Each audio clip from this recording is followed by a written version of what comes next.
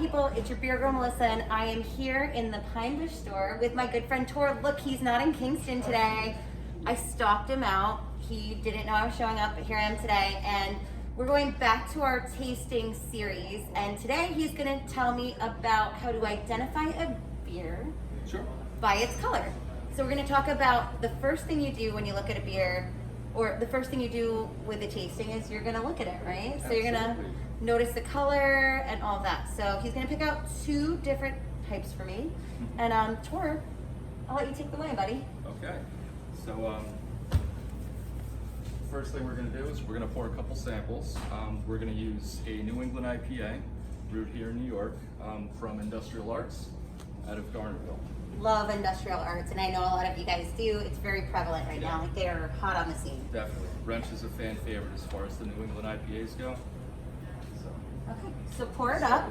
And so if you guys can remember, when we talk about a New England IPA, we talk about that hazy kind of color.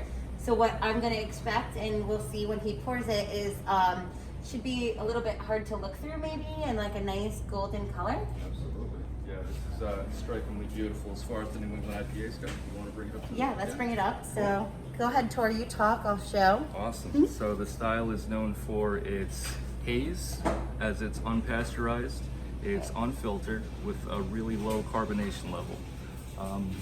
Yeah, the colors typically to style almost looks like an apple or a pineapple juice. Ooh, I like that reference. Yeah, so you cannot see through this. It is cloudy as far as the clarity is concerned, or hazy, like we say those hazy IPAs. And I know that this isn't a tasting, but guys, you know I'm gonna drink it. So here we go. The haze is the good stuff. That's basically just hop proteins, hop particles. Mmm, delicious. So that's actually why it's hazy, is because there's stuff floating in it. Yeah, a bunch so of I can't see through it. So. Protein. Yeah. Oh, so what you're saying is this is perfect for after my workout? Not quite. Still working on that athletic beer. Nice. I love that. Industrial Arts, way to go. Yeah, they make some killer beer, so. Cool. So now what's the next favorite. what's the next kind of beer that we're gonna look at? What is the color gonna look like? I think we're gonna go with something rather on the dark side. My Opposite end of favorite. the spectrum. We're gonna take a look at a stout. Okay. Okay. So stouts, as you guys know, are my favorite kind of beer. You're gonna see that darker kind of color. It almost looks like a coffee or an espresso. So we definitely should not be able to see through that. And if we do, then something's not right with it, I would say. So this is a beer I have not yet tried. This is gonna be the Lights Out Stout from Barrier out of Oceanside. Lights Out Stout kind of reminds me of our Lou's Blackout Stout that we created as well. So yeah, definitely cannot see through it. Like I said, it looks like an espresso to me, like a coffee type. Absolutely, absolutely. I love the khaki colored head that comes with the style as well. Gorgeous. What is a black and tan? As of course I'm gonna sip it. Sure. So a black and tan, I'm pretty sure is half of a lager and half of a stout combined. I've never made one, so. So this would not be it, even though it has that khaki colored head. Definitely. It's not a black and tan. That's really, really nice, guys. It has a really, really prominent like coffee note. Very, very smooth. Little hints of chocolate, like not anything crazy. Everything's very subtle, well executed. Yum, yum, yum. Delish. Sorry, I gotta drink it. I can't help it. Tor, you love me. I do.